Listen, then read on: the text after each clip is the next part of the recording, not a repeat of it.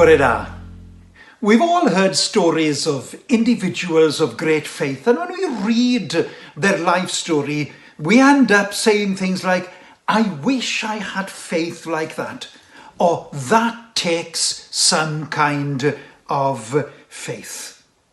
It's almost like saying that that kind of faith is an exception to what we expect to see in ourselves and in the lives of our fellow believers. But the Bible is clear that faith challenges us all to move out of our comfort zone.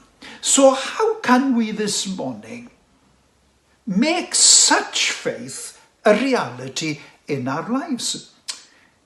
I can think of no better place than to go to Hebrews 11 when we consider faith and its actions. And Hebrews 11 tells us two important things about faith. The first is this: it tells us what faith is.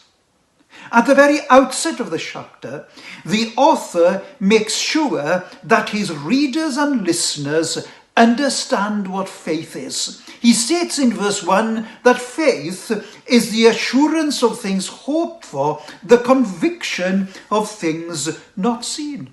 Faith, he is stating, is living with a hope that is so guaranteed it gives us absolute assurance. And I pray this morning that faith would be active in our lives, that we live our lives with that assurance. And then the second thing the chapter tells us is this: how to live by faith. The author then moves through several examples of men and women who lived by faith. The chapter is very often called the Hall of Fame of faith. However, these men, as we read their stories, are not meant just to be inspirational.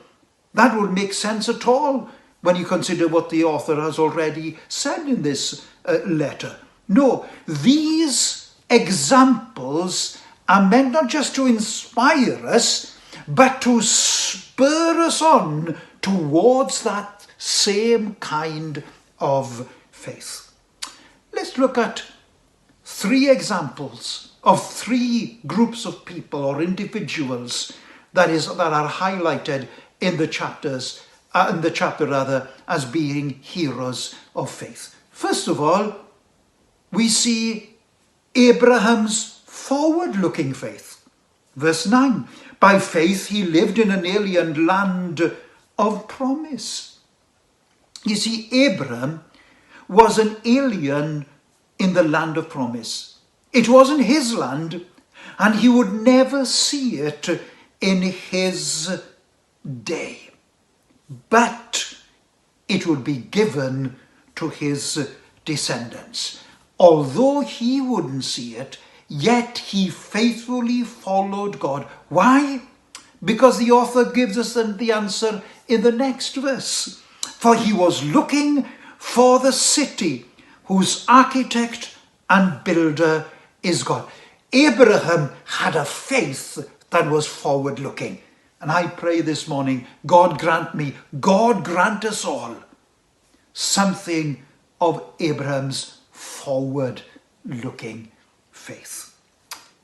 Then secondly, we can think of Moses' at all cost faith. Listen to verses 24 and 25. By faith Moses, when he had grown up, refused to be called the son of Pharaoh's daughter, choosing rather to endure ill treatment with the people of God than to enjoy the passing pleasures of sin. Just think of what it would have meant to be the son of Pharaoh's daughter. Immeasurable riches, total comfort, unstoppable power, immediate access to every desire, and much more. But Moses abandoned it all by faith. May God grant us this morning something of Moses' faith, so that we too may abandon the passing pleasures of sin. And then finally, Israel's only God can do it, faith. Verse 30, by faith the walls of Jericho fell down after they had been encircled for 7 days.